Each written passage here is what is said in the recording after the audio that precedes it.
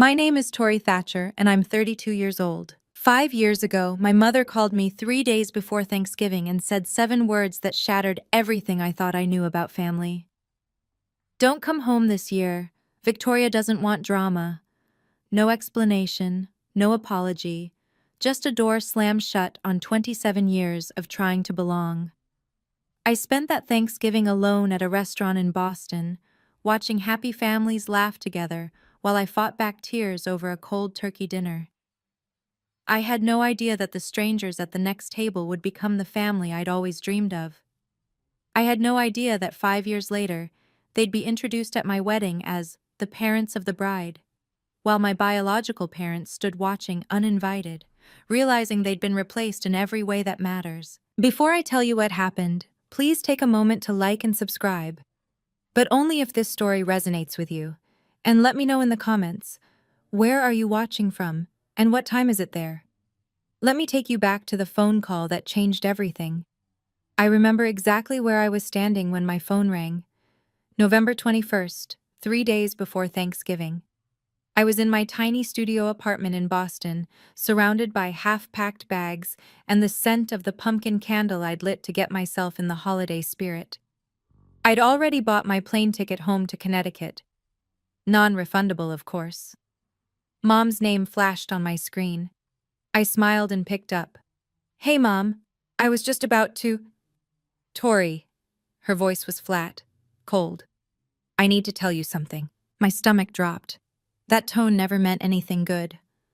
"What's wrong? Is Dad okay?" "Your father's fine." A pause. "Listen, I've been thinking, and don't come home this year." I actually laughed.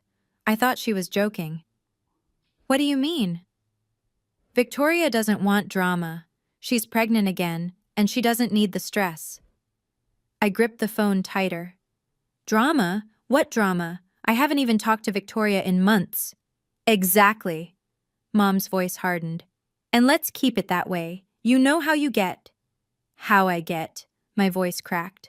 "Mom, I literally just asked her last year why she didn't invite me to her baby shower. That's not drama.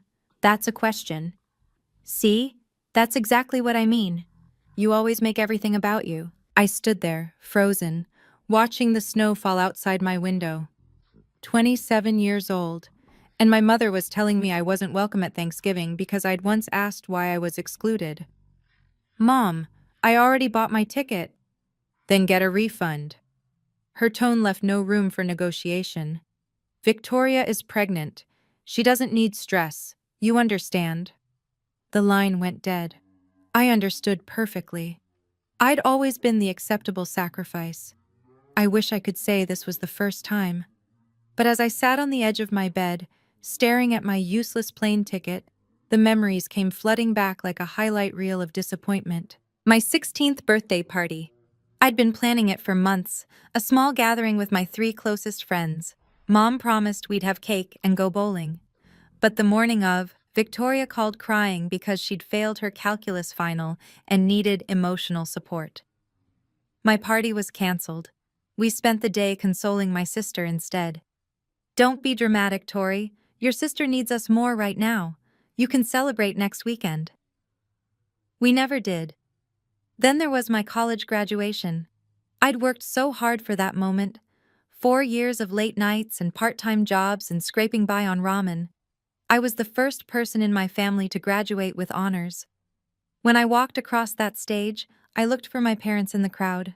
Their seats were empty. They showed up 2 hours late. Victoria had a routine prenatal checkup that couldn't be rescheduled. "You understand, sweetheart.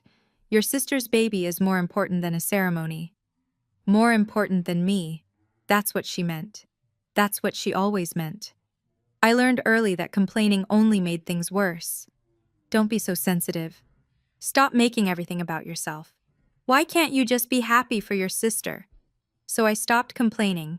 I became smaller, quieter. I thought if I was agreeable enough, easy enough, invisible enough, maybe then I'd finally earn their love. I was 27 years old, sitting in a cold apartment with a worthless plane ticket, and I finally realized the truth. There was no amount of small that would ever be small enough. I called my father. I don't know what I expected. Maybe some small part of me still believed he'd stand up for me, just this once. The phone rang 4 times before he answered. "Hey, kiddo." His voice was cautious. He already knew. "Dad, did Mom tell you?" A long pause. I could hear the TV in the background, probably a football game. She mentioned it. "And you're okay with this? You don't think maybe I should be allowed at Thanksgiving with my own family?" Another pause, longer this time. "You know how your mother is, Tori. She's just trying to keep the peace." "By excluding me?" "It's not like that."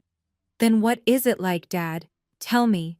Because from where I'm standing, it looks like you're all choosing Victoria over me." Again, silence. I could hear him breathing. I could almost see him sitting in his recliner, rubbing his forehead the way he always did when he wanted to disappear from a conversation. "Dad, do you want me there?" 5 seconds passed. 10. I think... He cleared his throat. "I think it's better if you listen to your mother this year." Something inside me went quiet. Not sad, not angry, just empty. "Okay, Dad." "Tori, don't be like..." I said, "Okay." I hung up. He didn't call back. I sat in my apartment as the sun went down, watching the shadows stretch across my floor. My father had a chance to choose me, to say one word in my defense, and he chose silence instead. He was always in the middle, I realized. He just always chose to stand on their side. But as the darkness settled in, something else settled too. A quiet decision. If I wasn't welcome at their table, I'd make my own Thanksgiving. Thanksgiving Day arrived gray and cold. I woke up in my studio apartment to the sound of my neighbor's family arriving. Footsteps overhead, children laughing, the muffled warmth of voices I couldn't make out. The smell of something delicious drifted through the vents. Someone was making stuffing. I made instant coffee and sat by the window, watching the snow fall on the empty street below. My phone stayed silent all morning. No calls, no texts, not even a happy Thanksgiving from anyone in my family. Around noon, I made the mistake of opening Instagram. Victoria had posted a photo. The whole family around the dining table, Mom, Dad, Victoria, her husband Brad, their 2-year-old son in a tiny turkey sweater. Everyone was smiling. The caption read, "So grateful for my family. These are the people who matter most." I zoomed in on the photo, counted the place settings. 4 adults, 1 toddler, 5 chairs. There wasn't even an empty seat where I should have been. They hadn't just excluded me. They'd erased me, like I'd never existed at all. I closed the app, stared at the ceiling. I thought about ordering delivery and spending the day in bed. That's what I deserved, right? A sad meal alone in my dark apartment, feeling sorry for myself. That's what the dramatic daughter gets. But something in me refused. No, I wasn't going to sit here and let them win. I wasn't going to let their rejection turn me into exactly what they accused me of being, a sad, bitter, dramatic mess. I grabbed my coat. If I was going to eat Thanksgiving dinner alone, I was going to do it somewhere with actual food, with light, with life. I just had to find a restaurant that was still open. Harborview Grill was one of those old Boston institutions, dark wood, brass fixtures, the kind of place that still had cloth napkins and candles on every table. More importantly, it was one of the few restaurants in the city that stayed open on Thanksgiving. When I pushed through the door, the warmth hit me like a wave. The smell of roasted turkey and fresh bread, the soft clink of glasses, and everywhere, families. Couples with grandparents, parents with children, groups of friends who laughed like they'd known each other forever. The restaurant hummed with the sound of people who belonged somewhere. The hostess looked at me with barely concealed pity. "Just one tonight?" "Just one." She led me to a tiny two-top in the corner, squeezed between the kitchen door and a large family that took up 3 tables pushed together. I could have touched their chairs if I reached out. "Your server will be right with you." I sat down, opened the menu, tried to look like this was a choice. The family next to me was celebrating hard, An older couple at the head of the table, probably in their late 60s, a middle-aged man with his wife and 2 kids, and a younger man around 30 who kept making everyone laugh. 3 generations, easy. They passed dishes back and forth without asking. They interrupted each other in the way that only people who truly love each other can. I watched them out of the corner of my eye and felt something crack open in my chest. This is what family is supposed to look like. The server arrived with a bread basket and a tight smile. The Thanksgiving special? Please. I was going to get through this dinner. I was going to be fine. I wasn't fine. My turkey arrived. Golden skin, cranberry sauce, a perfect scoop of mashed potatoes. It looked like a magazine photo. I couldn't taste any of it. I sat there pushing food around my plate, trying not to look at the family beside me, trying not to think about my own family gathered around their table in Connecticut, laughing and passing the gravy without a single thought about the daughter they'd discarded. And suddenly I understood something I'd been avoiding for 27 years. This wasn't about Thanksgiving. This wasn't about Victoria's pregnancy or Mom's need for peace. This was about a pattern so deep it had shaped my entire life. I had spent 27 years trying to earn a place at their table, bending myself into smaller and smaller shapes, swallowing my hurt, apologizing for having feelings, staying quiet when I should have spoken, speaking up only to be told I was too much. And what had it gotten me? A corner table, a meal alone, an Instagram photo with no empty chair. If I kept going like this, if I kept trying to be small enough, quiet enough, agreeable enough, what would I have left? At some point, there'd be nothing left to shrink. The tears came before I could stop them. I turned my face toward the window, hoping no one would notice. I grabbed my napkin and pressed it to my eyes, trying to be invisible, trying to disappear like I always did. "Honey?" I froze. A woman's voice, warm, concerned. "Are you okay?" I looked up. The older woman from the family next to me was standing beside my table. Silver hair, kind eyes, a face that somehow looked like it had spent a lifetime actually listening to people. She was looking at me like I mattered. "I'm fine," I said automatically. "Just allergies." The woman raised one eyebrow, not judging, just knowing. "Allergies don't usually make people cry into their napkin on Thanksgiving." I let out a sound that was half laugh, half sob. That obvious? Only to someone who's paying attention. She had a gentle voice, but there was steel underneath, the kind of woman who'd seen things. "I'm Eleanor." "Tori." "Well, Tori." She glanced back at her family, then at me. "No one should eat alone on this day. Why don't you come join us?" I shook my head immediately. "Oh no, I couldn't. I don't want to intrude." "You're not intruding. I'm inviting." She smiled. "There's a difference." "I really appreciate it, but—" "My husband tells terrible jokes," she continued, as if I hadn't spoken. "And my son Marcus keeps trying to start political debates. You might as well come suffer with us." From the big table, the older man, her husband, I assumed, waved at me. "She won't take no for an answer. Trust me. 43 years, and I've never won an argument." The younger son, Marcus apparently, grinned. "He's not wrong." I looked at my cold turkey, my empty table, my napkin still damp with tears. Then I looked at Eleanor Morrison and her warm eyes and her family that somehow had room for a stranger. "Okay," I heard myself say. "If you're sure I'm not—" "I'm sure." Eleanor put her hand on my shoulder. "Come on. We just opened another bottle of wine, and there's way too much pie." I stood up on shaky legs and followed her to the table, not knowing that this single moment, this small act of kindness from a woman I'd never met, was about to change the entire trajectory of my life. They made room for me like I'd always been there. Someone pulled up a chair. Someone else handed me a plate. Before I could even sit down, I had a glass of wine in my hand and a warm roll on my plate. "I'm Richard," the older man said, shaking my hand firmly.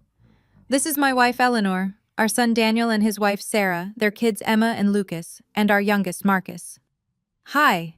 I gave an awkward little wave to the table. I'm Tori. Thank you so much for— What do you do, Tori? Daniel asked, passing me the mashed potatoes. I'm a graphic designer, freelance mostly. That's wonderful, Sarah said. I can barely draw a stick figure. Mom, stick figures are easy, Emma said. She looked about 8. Even I can do that. Everyone laughed. Not at anyone, with each other. It was such a foreign sound. Marcus caught my eye from across the table. He was around my age, maybe a little older, with dark hair and an easy smile. Fair warning, my dad's about to tell a joke. I am not, Richard protested. He is, Eleanor said. Richard grinned. Okay, fine. What did the turkey say to the computer? Dad, no, Daniel groaned. Google, Google, Google. The kids burst into giggles. Sarah rolled her eyes. Marcus shook his head. And I actually laughed. A real laugh. For the first time all day. Richard raised his wine glass.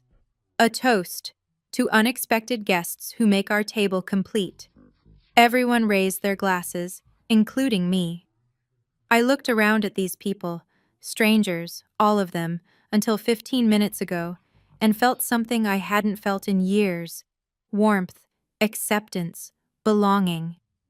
I didn't know families could feel like this. After the main course, while the kids ran off to explore the restaurant and the men argued about football, Eleanor moved to the chair next to mine.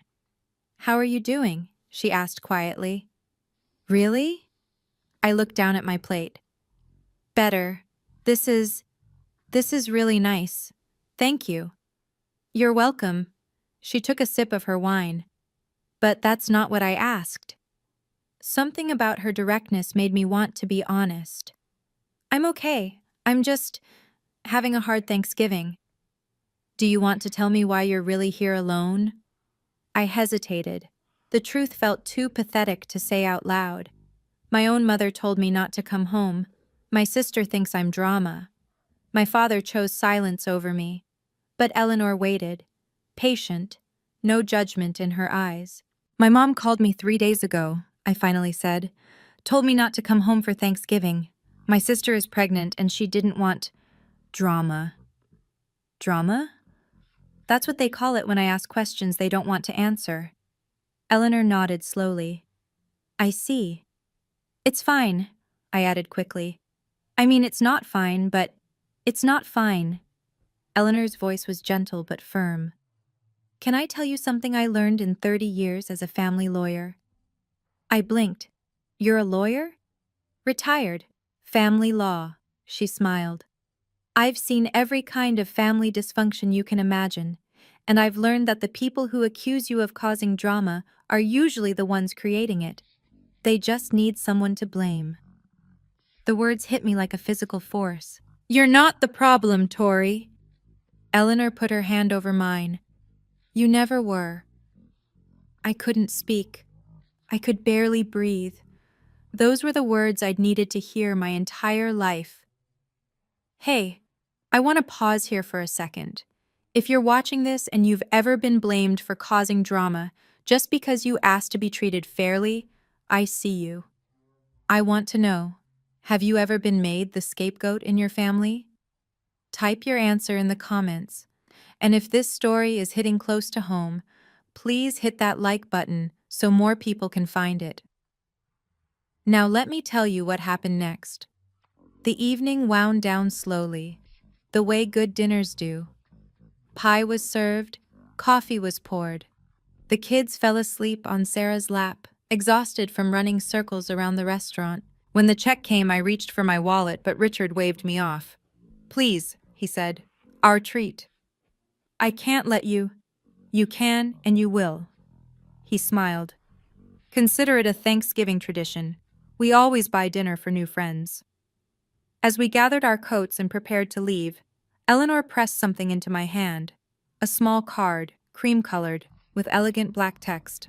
I looked down. Eleanor Morrison, J.D., Family Law, retired. Below that, a phone number and an address in Brookline.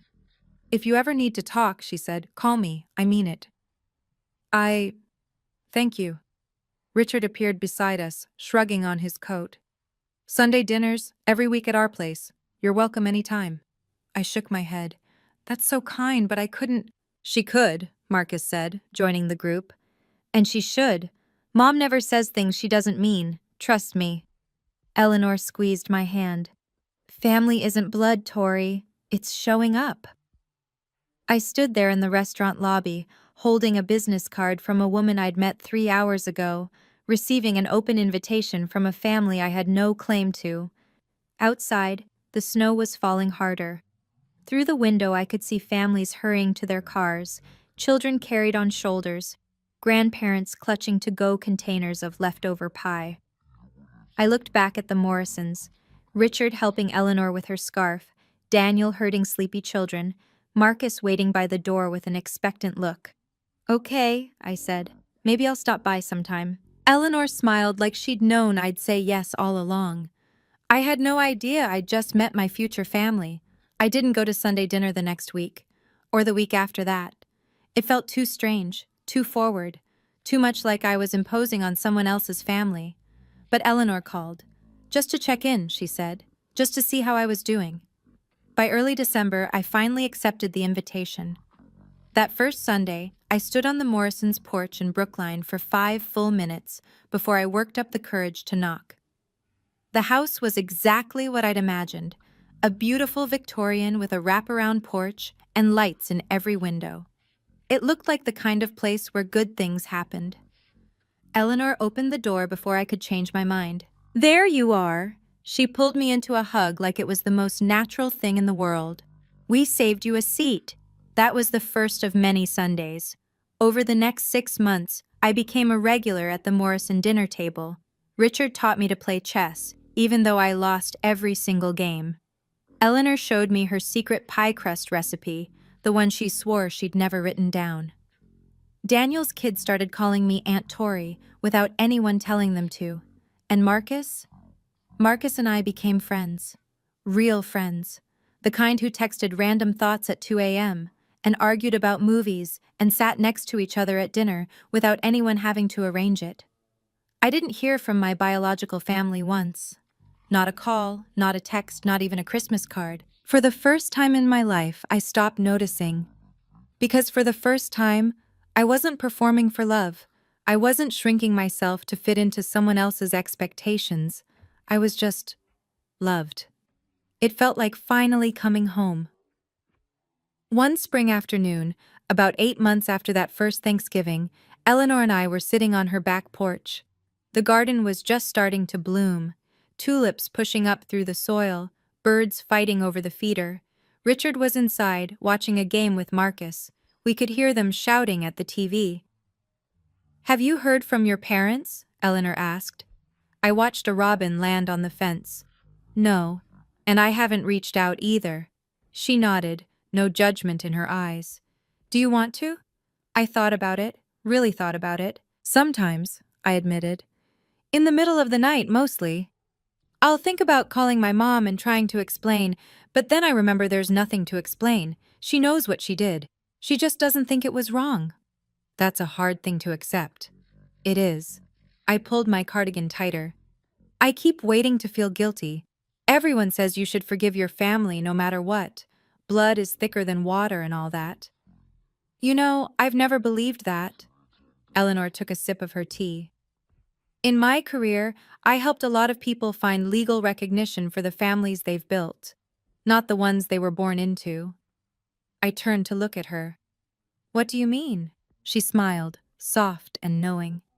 Just that the law recognizes what the heart already knows. That family can be created, not just inherited. There are ways to make those bonds official, if a person wants to. I didn't fully understand what she was hinting at. Not yet. Something to think about, Eleanor said. Whenever you're ready. She patted my hand and changed the subject to her tomato plants. But her words stayed with me. They would take root slowly and bloom at exactly the right time. It happened so naturally that I almost didn't notice it happening. 2 years after that first Thanksgiving, Marcus and I weren't just friends anymore. We were something more. something that had grown so gradually that when we finally acknowledged it, it felt less like a beginning and more like a recognition of what had always been there. He asked me to dinner at Harborview Grill, the same restaurant where we'd met. "This feels circular," I said, sliding into the booth. "That's the point." Marcus was nervous. I could tell by the way he kept adjusting his napkin. "I wanted to bring you back to where it all started." "Where what started?" He reached across the table and took my hand. "Tori, I've been trying to figure out how to say this for months." He took a breath.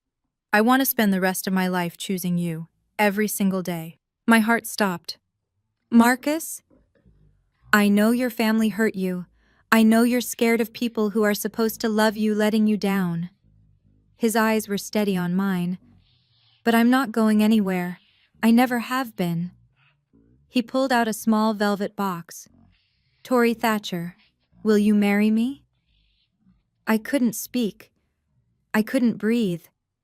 I looked at this man who'd been my friend first, my confidant second, my rock through 2 years of healing, and I saw my future.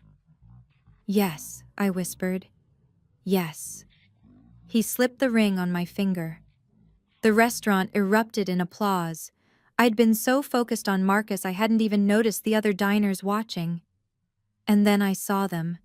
In the corner booth, Richard and Eleanor, champagne already poured, beaming at us like they'd known all along. "Mom couldn't resist," Marcus laughed. I was going to officially become a Morrison. The wedding planning began immediately.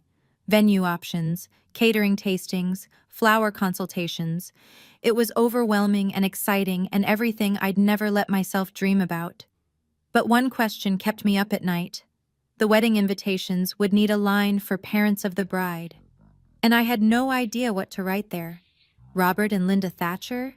They hadn't spoken to me in over 2 years, hadn't called on my birthday, hadn't acknowledged my existence in any way. I couldn't put their names on my wedding invitation. They hadn't earned that honor. I was pacing in the Morrisons' living room one evening when Eleanor found me. "What's troubling you, sweetheart?" I told her about the invitation, about the impossible line I couldn't figure out how to fill. Eleanor sat down and patted the cushion beside her. "There's something I mentioned to you once, about legal recognition for chosen family. Do you remember?" I nodded slowly. "You said the law recognizes family that's created, not just inherited." "Adult adoption," Eleanor said gently. "It's a legal process where a consenting adult is formally adopted by another family. It creates a legal parent-child relationship, new birth certificate, new legal next-of-kin status, everything." My heart was pounding. That's a real thing?" "Very real. I've helped many people through the process." I looked at this woman who'd pulled me into her family on the loneliest night of my life, who'd fed me Sunday dinners and taught me about pie crust and shown me what a mother could be. "Eleanor," my voice cracked, "would you and Richard consider—" She pulled me into her arms before I could finish the sentence. "We've considered you our daughter since the first Thanksgiving," she whispered. "We were just waiting for you to be ready." The adoption process took several months: paperwork, court appearances, legal filings. But with Eleanor guiding me through every step, it felt less like bureaucracy and more like a ceremony. When the judge signed the final order, I legally became Tori Morrison. I had a new birth certificate, new legal parents, a new family, on paper and in my heart. The wedding was set for the following June. We sent out invitations with the line I'd agonized over, now proudly printed: "Parents of the bride, Richard and Eleanor Morrison." I should have known the Thatcher family would eventually find out. 3 months before the wedding, my phone buzzed with a text from Victoria, the first message from her in nearly 3 years. "Did you know Tori's getting married?" I stared at the screen, then I blocked the number. A week later, my mother called, 5 times in one day. I let every call go to voicemail. Finally, a text. "Why didn't you tell us? We're your family. Call me back immediately." I read it twice, then I deleted it. 3 years of silence. 3 years of pretending I didn't exist. And now suddenly they remembered they had another daughter. I wasn't angry. I'd moved past anger long ago. I was just tired. Marcus found me staring at my phone that evening. Everything okay? My biological family found out about the wedding. Ah. He sat down beside me. What do you want to do? Nothing. I put the phone away. I don't owe them anything. Not an explanation, not an invitation, nothing. He nodded and pulled me close. Whatever you decide, I support you. But we both knew this wasn't over. The Thatchers weren't the kind of family who accepted being ignored. The question was, what would they do about it? She showed up at my apartment on a Tuesday afternoon. I was working from home, reviewing design proofs at my kitchen table, when the doorbell rang. I opened it without checking the peephole, a mistake I wouldn't make again. Tori. My mother stood in my hallway. She looked older than I remembered, grayer, more tired, but her eyes held the same disappointed expression I'd spent my childhood trying to erase. Mom. The word felt foreign in my mouth. What are you doing here? What am I doing here? She pushed past me into the apartment without being invited. What are you doing? Getting married without telling your own mother? We haven't spoken in 3 years. And whose fault is that? I closed the door slowly, counted to 5. Yours. It was your fault. You told me not to come home. Not to. That was one Thanksgiving. You can't still be upset about that. I'm not upset. I kept my voice calm. I've moved on. Linda's eyes swept across my living room, landing on the photos on my bookshelf. Me and Marcus at a beach. Me and Eleanor making pie. The whole Morrison family at Christmas. Me right in the center.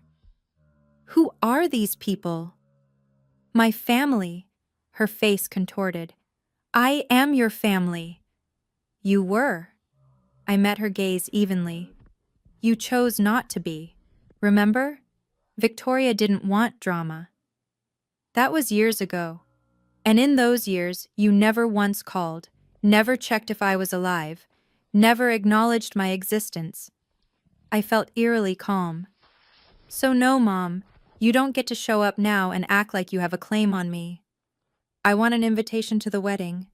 No. Her jaw dropped. Excuse me? You heard me? I walked to the door and opened it. You don't get to erase me and then demand a seat at my table. The wedding day dawned golden and perfect. June in Napa Valley. A vineyard with rolling hills and endless rows of grapevines.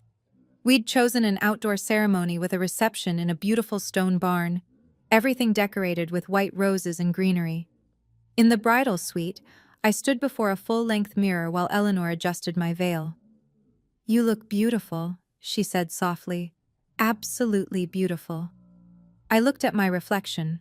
The woman looking back at me was calmer, stronger than the girl who'd sat alone in a restaurant 5 years ago. That girl hadn't believed she deserved to be loved. This woman knew better. On the vanity beside me sat a copy of the wedding program. I picked it up, reading the line I'd never thought I'd be able to write. Parents of the bride, Richard and Eleanor Morrison. Underneath, in smaller text, the family who chose her. Eleanor noticed me looking. Are you nervous? About marrying Marcus? No. I set down the program. About what might happen, a little. I'd hired security for the wedding, a quiet precaution. After Mom's visit to my apartment, I knew there was a chance she'd try something. Eleanor put her hands on my shoulders. Whatever happens today, you have a family who chose you. We will always choose you. Never forget that. I hugged her tight. I love you, Mom. It was the first time I'd called her that. The word came out naturally, like it had always been waiting. Eleanor's eyes glistened. I love you too, sweetheart. My daughter. Through the window, I could see guests arriving. Marcus was already at the altar, looking nervous and handsome in his gray suit. It was time. Whatever came next, I was ready. The ceremony was everything I'd dreamed of. Marcus waiting at the end of the aisle. Richard walking me toward him, steady and proud. The vows we'd written ourselves, words that made half the guests cry and the other half pretend they weren't crying. When Marcus slipped the ring on my finger and the officiant pronounced us husband and wife, I felt something click into place, like the last piece of a puzzle I'd been trying to solve my entire life. The reception was in full swing when the security guard found me. "Mrs. Morrison?" He appeared at my elbow, discreet and professional. "There are two people at the entrance. They claim to be your parents." I'd expected this. Part of me had been waiting for it all day. Marcus appeared beside me. "What's going on?" "My biological parents are here." His expression hardened. "I'll handle it." "No." I took his hand. "This is my moment. I'll handle it." I considered my options. I could have them removed. I could pretend they weren't there. I could avoid the confrontation entirely. But something in me said no. Let them see. Let them see what they lost. Let them see the family who stepped up when they stepped away. Let them witness the life I built without them. "Let them in," I told the security guard. "But don't seat them with the family. Put them in the back." "Are you sure?" Marcus asked. "I'm sure." The guard nodded and disappeared. A few minutes later, I saw them, Linda and Robert Thatcher, standing uncertainly at the edge of the reception, looking around at the 100+ people who were celebrating their daughter's wedding. Their daughter, who they hadn't spoken to in 3 years. The MC was about to make his announcement. Perfect timing. "Okay, this is the moment. Before the big reveal, I have a question for you. If you were in my shoes, would you have let your biological parents into your wedding?" Type yes or no in the comments. I want to know what you would have done. And if you're dying to see what happens next, make sure you're subscribed with notifications on. Now let me tell you about the moment everything changed. The MC stepped up to the microphone. The music softened. "Ladies and gentlemen, if I could have your attention, please." The room quieted. Guests turned toward the front. Champagne glasses paused halfway to lips. "Before we continue the celebration, I'd like to introduce some very special people." I watched my biological parents from across the room. Linda was craning her neck, trying to see. Robert stood behind her, hands in his pockets, looking uncomfortable. They had no idea what was coming. "Please join me in welcoming the parents of the bride." Linda straightened up. I could see her preparing to acknowledge the introduction, to accept the recognition she believed was rightfully hers. "Richard and Eleanor Morrison!" The room erupted in applause. Richard and Eleanor stood from the head table, beaming, waving to the guests. People cheered. Someone whistled. The photographer snapped photos. And across the room, my mother's face went white. I watched it happen in slow motion. The confusion, the disbelief, the moment she realized what those words meant. Richard and Eleanor Morrison, the family who chose Tori and whom Tori chose in return. Linda grabbed Robert's arm. "What did he just say?" Robert looked stunned, speechless. Around them, guests clapped and smiled, completely unaware that the older couple in the back had any connection to the bride at all. To everyone else at this wedding, Richard and Eleanor Morrison were simply what they appeared to be, my parents. Linda's mouth opened and closed. No sound came out. She looked at the happy couple accepting congratulations, then at me standing with my husband, and the truth finally settled over her like a cold wave. She had been replaced. Completely. Officially. Legally. And everyone in this room knew it except her. Linda pushed through the crowd before I could stop her. She reached me just as the applause was dying down. Her face was flushed, her eyes wild. Robert trailed behind her, looking like he wanted to disappear. "What is going on?" Linda's voice was a harsh whisper. "Who are those people?" I kept my voice calm, steady. "My legal parents. I was adopted 2 years ago." "You... what?" She actually staggered back a step. "You can't just... replace us." I didn't replace you. I looked at her evenly. You abandoned me first. We never abandoned you. You told me not to come home. You chose Victoria. Every time. For 27 years. The guests nearest to us had noticed the confrontation. Conversations died. Heads turned. That's not fair, Linda started. Fair? I felt Marcus move to my side, a solid, reassuring presence. You want to talk about fair? I didn't raise my voice. I didn't need to. The truth was loud enough on its own. I spent 27 years trying to earn a place in your family. You know what I got? An Instagram photo with no empty chair. A Thanksgiving dinner alone. 3 years of silence. I'm still your mother, Linda's voice cracked. Not legally. I held up my left hand, both rings glinting in the reception lights. Not emotionally. Not anymore. Around us, the room had gone quiet. 100 pairs of eyes watched us. Linda looked around, suddenly aware of the audience. Her cheeks burned red. This is humiliating, she hissed. Then leave. My voice was soft. Final. You showed up uninvited to my wedding. You don't get to be the victim here. She stared at me like she was seeing a stranger. Maybe she was. The daughter who never fought back had finally stopped shrinking. And then, for the first time in my entire life, my father spoke up. Tori. His voice was rough, broken. I'm sorry. I turned to look at him. Really look at him. Robert Thatcher had aged more than 5 years should account for. His hair was grayer, his shoulders slumped, but his eyes were wet with tears.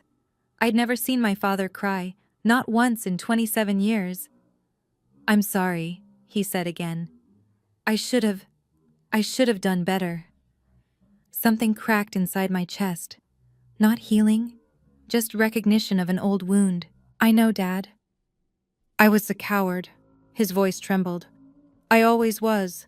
I knew how your mother treated you, how Victoria treated you, and I stood there. I let it happen. Linda grabbed his arm. Robert, what are you? He shook her off, kept his eyes on me. You were my daughter.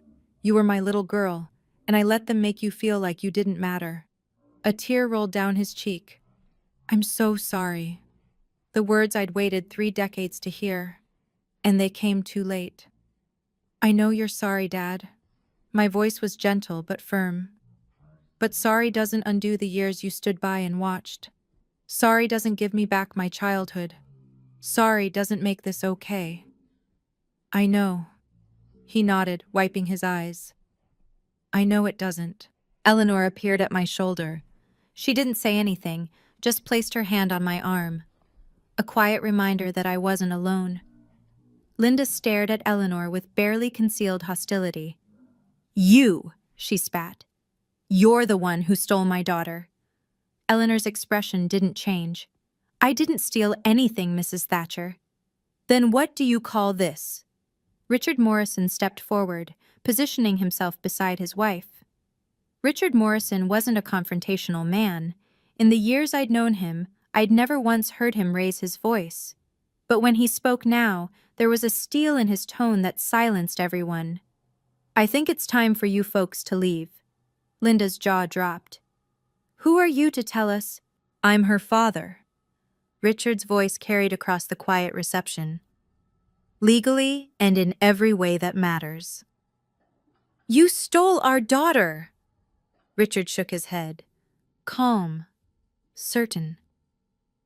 No, ma'am. We didn't steal anything. You gave her away. We just picked up what you threw out. Linda flinched like she'd been slapped. 5 years ago, Richard continued, this young woman was sitting alone in a restaurant on Thanksgiving because her own family told her she wasn't welcome. My wife invited her to our table. We fed her. We talked to her. We treated her like a human being. He stepped closer to Linda, his voice dropping. Do you know what she told us that night? She said she couldn't remember the last time she felt like she mattered to someone. 27 years old, and she couldn't remember ever feeling wanted by her own family. Linda opened her mouth. No sound came out. We didn't steal your daughter. We just showed her what family is supposed to look like. The rest was her choice. He turned to face the gathered crowd. Now, this is my daughter's wedding day, the happiest day of her life, and I won't let anyone, ruin it. He nodded to the security guards, who had been standing discreetly nearby. Please escort these people out. As the guards approached, Richard put his arm around me. Tori is a Morrison now, he said quietly, and Morrisons protect their own. This is what a father sounds like. Before the security guards could lead them away, I held up my hand. Wait. Everyone froze. Linda looked at me with something like hope in her eyes. Maybe she thought I was having second thoughts. Maybe she thought I'd relent. I walked toward my biological parents, stopped an arm's length away. Mom, Dad. The words still felt strange in my mouth when directed at them. I need you to understand something. Linda's chin lifted. What? I don't hate you. Whatever she'd expected me to say, that wasn't it. I don't hate you, I repeated. I've made peace with who you are. You're not villains. You're just people who couldn't love me the way I needed to be loved. People who chose comfort over fairness. People who let one daughter become invisible so the other could shine. Robert was crying again. Linda's face was a mask. But I've also made peace with who I am. I stood straighter. And who I am is someone who deserves to be chosen, not as a backup, not as an afterthought, chosen first. I looked at them both. The parents I'd spent my childhood trying to please, the family I'd shrunk myself to fit into. You didn't choose me, they did. I gestured to the Morrisons. And I choose them. The room was silent. 100 guests watched this moment, and not one of them moved. Linda opened her mouth to speak. I didn't let her. I'm not erasing you from my history. I'm just not giving you a seat at my table anymore. And that's not revenge. That's just the natural consequence of your choices. I nodded to security. Goodbye, Mom, Dad. As they were escorted out, the wedding guests began to applaud. Not for the drama, for me. The rest of the wedding was everything I'd hoped for. We danced, we laughed, we cut the cake while everyone cheered. Marcus twirled me around the dance floor until I was dizzy with joy. For those few hours, I let myself forget about the confrontation and just be happy. But the next morning, my phone started blowing up. Texts from cousins I hadn't heard from in years, messages from aunts and uncles I barely knew. The extended Thatcher family had heard about what happened at the wedding, and they had opinions. How could you do this to your mother?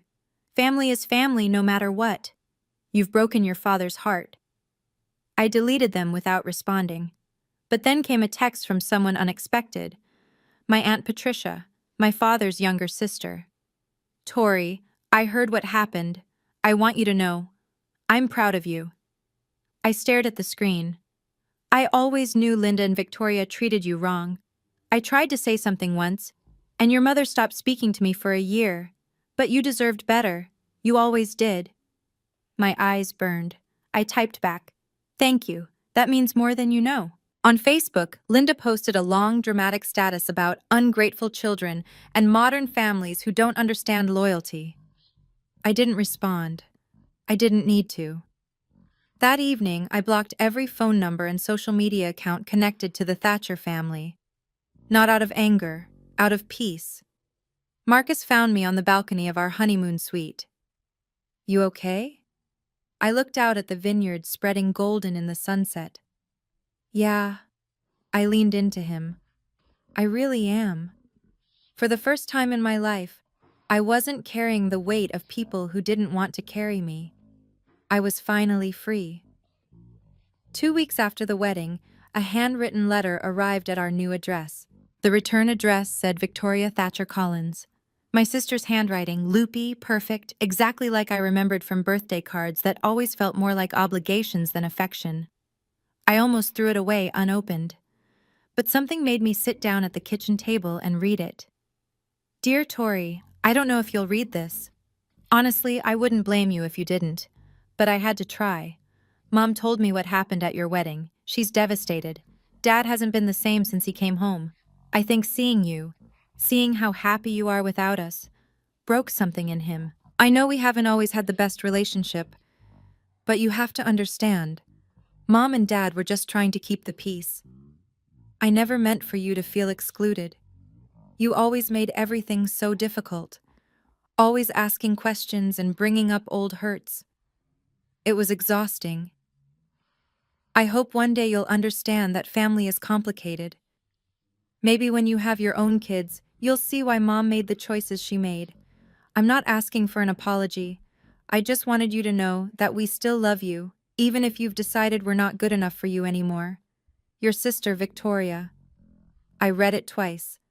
Then I folded it carefully and put it in a drawer. Marcus came home to find me at the kitchen table. What's that? Letter from Victoria. What did she say? Nothing new. I stood up and started making dinner. She still doesn't get it. She never will. Does that bother you? I thought about it. Really thought about it. No, I said finally. It's not my job to make her understand.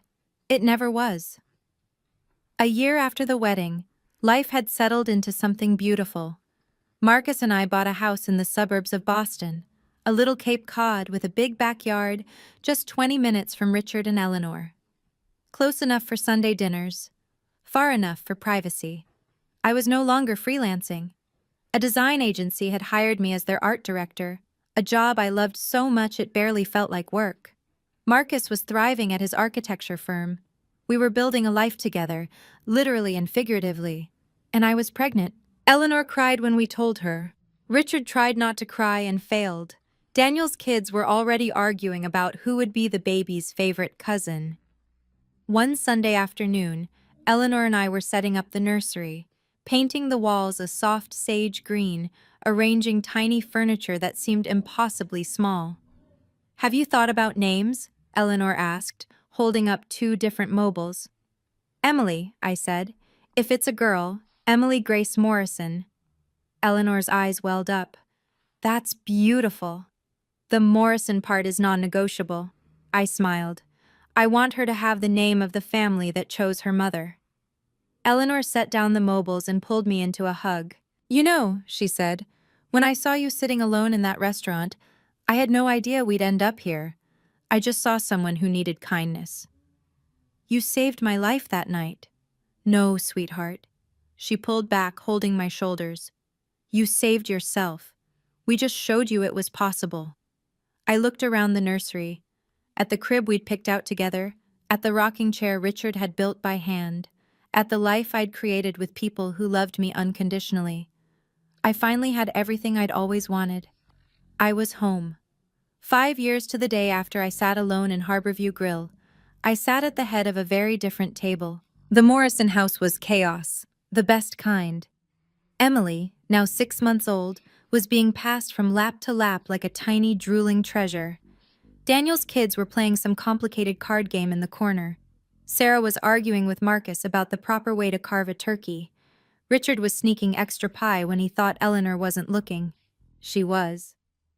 All right, everyone. Eleanor clapped her hands. Before we eat, we need a toast. She raised her glass and looked at me. Tori, would you do the honors? I stood, Emily in my arms, and looked around the table. At the family I'd found, the family that had found me. 5 years ago tonight, I said. I was sitting alone in a restaurant wondering if I'd ever belong anywhere. I thought I was unlovable. I thought there was something wrong with me, that I was too much, too difficult, too dramatic. I paused, feeling Marcus's hand squeeze my knee under the table. Then a stranger named Eleanor Morrison came up to my table and said, "No one should eat alone on this day." And everything changed. Richard wiped his eyes. Eleanor was already crying. So here's my toast. I raised my glass. To family. Not the one we're born into, but the one we build, the one we choose, the one that chooses us back. To family, everyone echoed. Glasses clinked. Emily gurgled. Richard finally got his extra piece of pie, and I looked around at these people, my people, and felt something I'd spent my whole childhood chasing, I belonged. Completely. Unconditionally. For the first time in my life, I was home. After dinner, Marcus and I sat on the back porch with Emily asleep between us in her carrier. The November air was cold, but we were bundled in blankets, watching the stars emerge one by one. Do you ever think about them? Marcus asked quietly. Your bio parents? I considered the question. Sometimes, I admitted. In the middle of the night, mostly. I'll wonder how they're doing, if they've changed, if they ever really understood what they lost. Do you think they have? Changed? I shook my head slowly. People rarely do, not in the ways that matter. Does that make you sad? I looked at Emily, her tiny fist curled near her cheek, her perfect rosebud mouth, her chest rising and falling with each peaceful breath. It used to, I said. But not anymore. I spent so many years being sad about a family that didn't want me. I don't have room for that anymore. My life is too full. Marcus wrapped his arm around me. What changed? I did. I leaned into him. I stopped waiting for them to love me the way I needed. I stopped shrinking myself to fit into their version of who I should be, and I started building something new. Through the window, I could see the Morrison family, my family, laughing and talking, clearing plates and wrapping leftovers. Setting boundaries isn't revenge, I said softly. It's survival. It's choosing yourself when no one else will. Marcus kissed my forehead. I'm glad you survived. Me too. Emily stirred, making soft baby sounds. I picked her up and held her close. I'll never make you earn my love, I whispered to her. I promise. You'll never have to wonder if you're wanted. You'll always know. She yawned and fell back asleep. If you're watching this, and you've been the scapegoat of your family, if you've been told you're too much or too sensitive or always causing drama just because you dared to ask to be treated fairly, I want you to know something. It's not you. It never was. You deserve to be chosen. Not as a backup. Not as a last resort. Not as the acceptable sacrifice when someone else's comfort is at stake. Chosen first. Chosen fully. Chosen without conditions. Family isn't blood. Family isn't obligation. Family isn't people who share your DNA but treat you like a burden. Family is the people who show up. The people who see you crying alone at a restaurant table and invite you to join them. The people who open their Sunday dinners and their hearts and their legal documents to make you officially, permanently, undeniably theirs. I spent 27 years trying to earn love from people who were never going to give it. And then I spent 5 years learning what love actually looks like. Not from the family I was born into, but from the family that chose me. If the people who are supposed to love you can't do that, if they've proven over and over again that you'll always come last, you have the right to build your own family. You have the right to walk away. You have the right to be happy. That's not revenge. That's not drama. That's just living your life without people who don't deserve a seat at your table. I found my people. And I hope, with all my heart, that you find yours too. You deserve it. Thank you so much for being here until the very end. If my story touched you in any way, please take a moment to like, subscribe, and hit that notification bell. It really helps more people find these stories. I want to hear from you. Have you ever had to set boundaries with your own family? Share your experience in the comments. I read every single one. And if you want more stories like this, check the description. I've linked some of my favorites there. Until next time, remember, you deserve to be chosen.